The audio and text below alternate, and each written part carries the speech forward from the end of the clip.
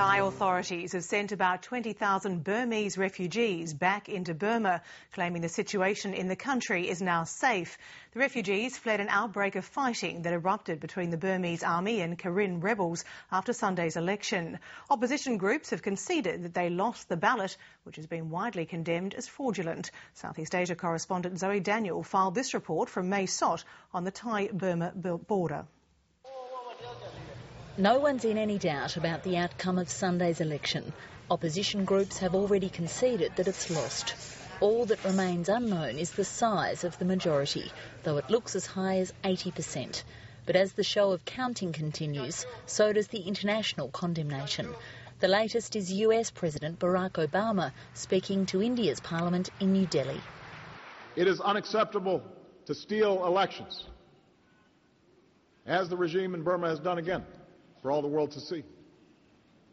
Faced with such gross violations of human rights, it is the responsibility of the international community, especially leaders like the United States and India, to condemn it. For those on the ground, there's little chance to protest, but some ethnic Karen rebels in the east of the country have responded, engaging the Burmese army in clashes along the Thai border. It's caused tens of thousands of people to flee their homes, seeking shelter in Thailand. The fighting started around 9 o'clock. A rocket landed in front of my house around 10 o'clock. The explosion injured 6 people. There was fire in parts of Mayawati when I fled the town. But the shelter was short-lived. These people are on the move again already.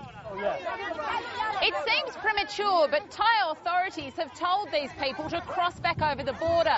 People are afraid, but they've been assured by the authorities that it is safe to go back to Burma. With international media officially banned from entering Burma to cover Sunday's election, details are still emerging about the ballot. One independent opposition candidate tells of voter intimidation. People living in government-owned flats were threatened that if they did not vote for the USDP candidates, they would not be given staying permits. Not everyone felt that sort of pressure, though.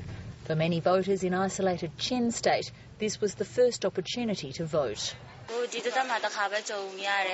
This election is the first time in my life I voted, so I'm excited, but also worried about how I filled out the ballot.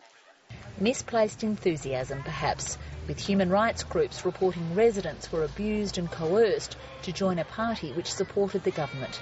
It's also reported that any candidate wishing to stand was required to pay the equivalent of $500 in a country where annual average income is just $220. Zoe Daniel, Lateline.